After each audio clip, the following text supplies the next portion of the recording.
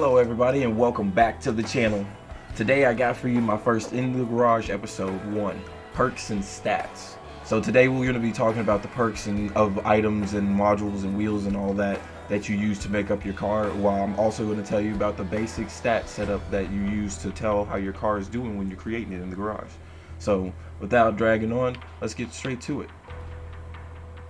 Alright, so what we have here is a small overlay menu right here on your right side screen. It shows the power score of all the parts accumulated up on your car. So, you know, all the armor, the cabin, the wheels, and all that is accumulated into the power score that you see up there at the top of the box. Now, as for your durability, that is a makeup that starts with your cabin's total durability, like this Duster at 170, and then all the armor parts that are on it, on top of it. Like these braziers that are a durability of 14, and it says in the description it increases the vehicle durability by 14. So it's not to be mistaken for, like, say, this gun that has a durability of 60. If you notice in the description, it doesn't have a durability added to the vehicle. Same thing with this cooler and such. There's no durability in the description towards the vehicle. So those durabilities are just for that single part all on its own. Unlike the armor that you put on your vehicle, which accumulates to the total number up here, like the 332 points I got, that's from all these little pieces scattered around the car that are making up its armor, but has nothing to do with the wheels or the modules or the guns. Now you have total parts, which is pretty much self-explanatory. It's the total number of parts that you can put on your car. So, you know, once you hit the maximum amount, which for me is 80, then you can no longer add any more pieces to your car. Then you have energy. Energy is also started with the cabin, and this cabin starts with 9 energy total all by itself without a generator. If you notice down in the overlay, I got 6 out of 9. So that's 6 accumulated from what? Weapons and modules, like this cord for 2, and that's another 2, that's 4. And then you got this cooler that only takes 1, that's 5. And a car jack in the back that takes 1, and that's 6. For the total of 6 out of 9 points that my car is drained on. So that energy bar is just what you need to put on more modules and weapons. Now, not all things take energy. Like the hot red and the hardcore engines, for one, they're modules that don't require energy. Or the white radar and radio, they don't require energy. But for anything else that does, that energy requirement is what you're going to have to watch in order to make sure you can fit it on your car. Then we have mass, which is the weight of how much you can put on your car, and that totals for everything. So that also begins with your cabin. See that total mass limit right there?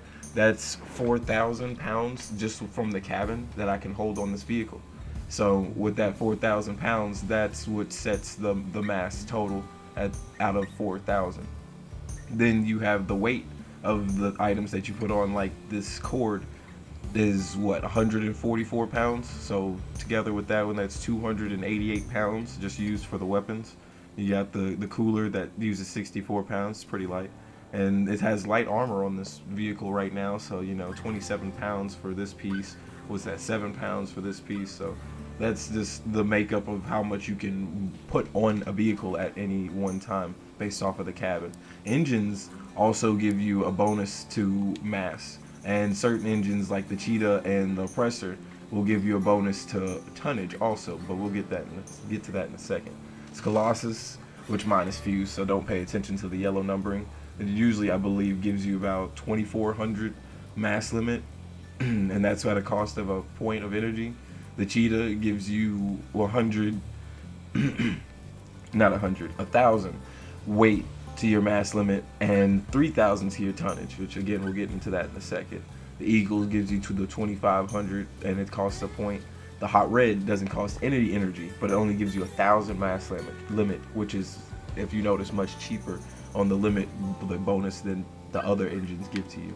And then you have the Oppressor, which gives you also 3,000 tonnage, and on top of its 1,000 mass limit. Those engines are good for boosting your stats on your car, and at the same time they also, let's not forget, have perks on them. Like the Cheetah gives you 15% cooldown on drones, turrets, and invisibility modules for every 100 meters you travel, and the Colossus gives you 20% extra health on all your wheels. The Golden Eagle for things like tracks, omnis, and stuff like that. Auger meat grinders gives you 10 more miles an hour on the speed limit of the track or auger or whatever. The Hot Red with the disability on wheels that if you roll backwards, it's severely slower than going forward. The Hot Red gives you 50% more speed in reverse when you're using regular wheels. So it's good for cars and wheels and such. And the Oppressor gives you 100% turn radius at 80 miles an hour on your weapons. So for fast builds that have guns that can't keep up, this is a good engine to use. So, you know, things like that just tie into your stats on this little, it won't show up on this little overlay, but it's additional stats that don't show up on the overlay. Then you have your maximum speed, which is just that, is as fast as your car can go by just hitting the gas and on your wheels. And then tonnage. Tonnage is the total amount of weight that your wheels can hold, which also starts with the cabin. The cabin, like this Duster, comes with a total of 2,000 tonnage on it already without any wheels. So just the power of the cabin, I guess, is enough to move a certain amount of weight regardless of what wheel you put on it. And then you have your engines like the Cheetah and the Oppressor. They give you the additional 3,000 tonnage, unlike any other engine in here, because the Colossus, Golden Eagle, and the Hot Reds are the only other higher up engines, and they do not give you tonnage. So those engines will also add to that. And from the basics of it, it comes from your wheels. Like the straight wheel that gives you 380 tonnage per straight wheel, which I have 2 of them, so that's a total of what, 760. And then you have 2 wheels in the front that are steering, which give you less tonnage because they function as steering wheels. And straights with the non-steering function get more tonnage from non-steering, whereas steering wheels with that steering feature get less tonnage because they steer. This one only gives you 210 each, and I have 2 for a total of 420. So you add all that up together, you amount to about 3,000 tonnage. And if you look at your tonnage bar, you'll see that red line right there about a quarter away from the end. That lets you know that out of that 4,000 mass that I have, only the tonnage of my wheels and cabin and the non-engine I don't have on this vehicle adds up to only 3 out of 4,000, meaning that extra 1,000 up to 4,000 is not usable. That's where that line marks at your tonnage. And your acceleration is basically the power category that you receive from here at the top bar on your cabin, and you also receive a certain amount of power from your engine, along with maximum speed. See, this Cheetah gives you 20% extra max speed and 28% power, and the Colossus gives you 50% power but only 7% speed, as it is a scavenger engine. So on and so on. You get the gist. Each engine benefits your car in a different way, both stat-wise and perk-wise. And the Codrivers, which is something you want to pay attention to in this little menu right here, they're basically the drivers that possess the perks for each faction on outside of using that faction's items and modules and weapons and such. So they're important to have, which generally, if you use a weapon from a certain faction, you would do well to either use that faction's co-driver or to use the Master Jack, which is kind of an all-around co-driver that benefits almost every single faction and item and weapon in this game. So that's about the sum of it, guys. Now, I don't know how much else I need to explain to you. I'm sure you've already figured most of this out yourself, but I wanted to go into a bit of detail so that you guys could figure out more if you haven't already. Not to mention, let's real quick before I'm done here, let's go ahead and take a look over at the wheels, because wheels have perks too, like the buggy wheel for things that have a speed limit to activate their perk, like the cockpit. Cockpit has to be going a certain amount of speed for the boosters to add damage to it. The buggy wheels negate that for up to 40% depending on how many of the wheels you have on the build. So it makes speed limits on perks lower. And then you have things like the shivs, which have doesn't explain it in the description, but they are melee wheels that do melee damage unlike any other wheel in the game besides your basic like tap damage. And you have the hermits.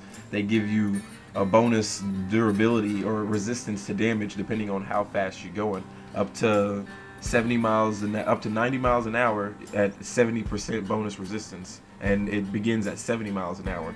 So between 70 to 90 miles an hour, you start to gain resistance for your wheels, and you also lose it whenever you come out of that speed range.